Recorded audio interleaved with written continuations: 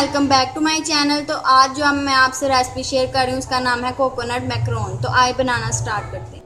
पहले मैंने एक बोल ले लिया, इसके अंदर मैं 2 अदद अंडे की सफ़ेदी डालूंगी, ठीक है, और 1/3 कप चीनी।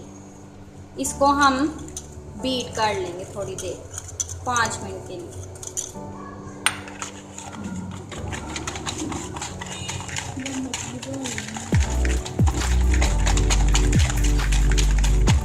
देखिए हमने 5 मिनट तक इसको बीट किया है और इसके अंदर 1 चुटकी नमक डाल देंगे, ठीक है, और इसको बस थोड़ी देर बस हिलाएंगे।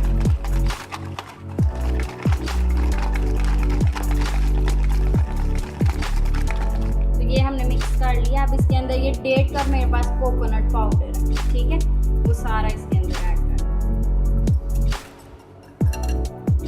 और इसको मिक्स कर लेंगे। ये देखिए हमारा बीट हो गया। अब इस स्टेज में आप इसके अंदर कोई भी कलर ऐड कर सकते हैं या ऐसे भी इसको बेक कर लें। पर आप सोच रहे होंगे कि ये कोकोनट कैसा है, मुझे वो दूसरे वाला पाउडर नहीं मिला, इस वजह से मैंने ये वाला ले लिया, ठीक है ना। अब इसको हम सांचे में डालेंगे और बेक करेंगे।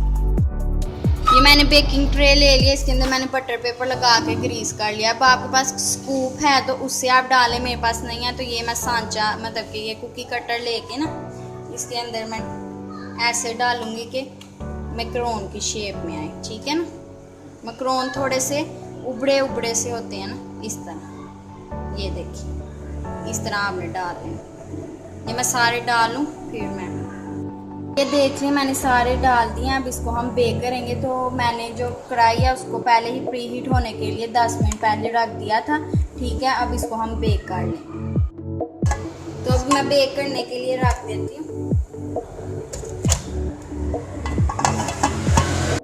मैक्रोन्स को मैंने बेक करने के लिए रख दिया। 20 मिनट तक इसको बेक करेंगे, फिर मैं आपको इसकी फाइनल लुक दिखाऊंगी। 20 मिनट हो चुके हैं तो हमारे मैक्रोन्स देखें रेडी हो गया। मैं इसको बाहर निकाल लूँ।